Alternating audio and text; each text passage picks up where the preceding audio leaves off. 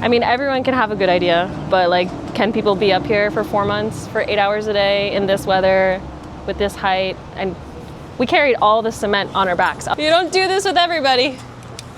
Life or death. So you can see the ocean from here, which was really cool.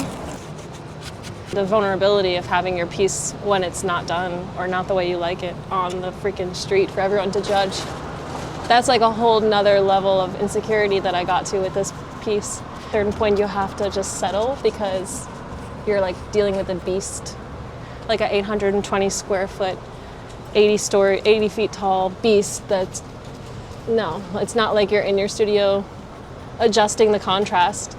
It's always like a learning process too for you and the client. I honestly like loved working with the team that I worked with this one. Cement's cool, I really like it. It's really scary and exhausting and bad to inhale. So I think the next one I do, I'm gonna be a little bit more strict with like the respirator, because that was something, you're similar. Like we just do art wherever we are, but there's such a process of health that's also involved in things like this, where like you can't just mix a bag of cement and be like, oh. I mean, there's so many beautiful buildings around here. I really got to know them. Just, you know, wonder what the story is too with all of them. Are you gonna miss it? No. No, I am. I'm gonna miss it for sure.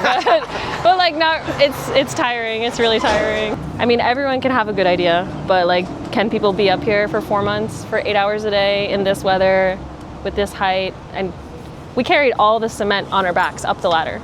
Like, that's a couple thousand pounds of cement.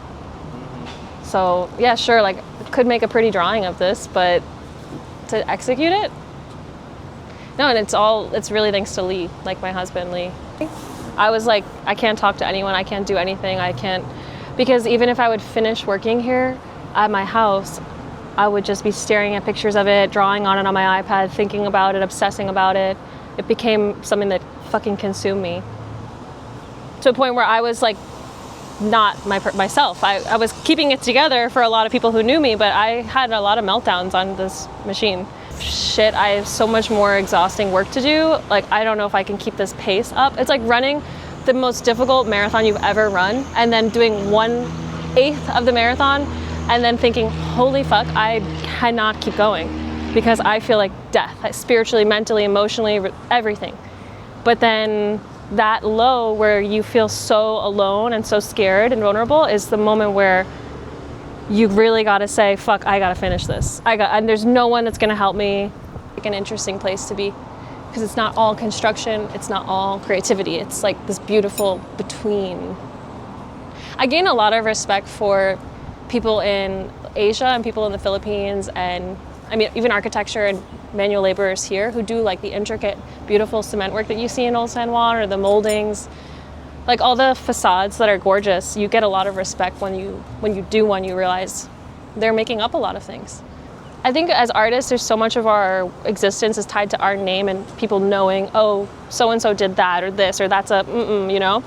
But the reality is that with this type of work, where would my signature ever even go and live? It doesn't matter. Like, I don't matter as the artist. It's more like the piece itself, like, will just go on without me. So that was like a really interesting place to be in as an artist, thinking about myself as almost like just a manual laborer. I think I just made peace with it. I did this, you know, like I don't need that. But as artists, that's where we live. It's like, people gotta know me, but no, they really don't.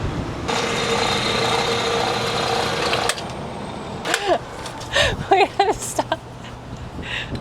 I was stuck. So scary.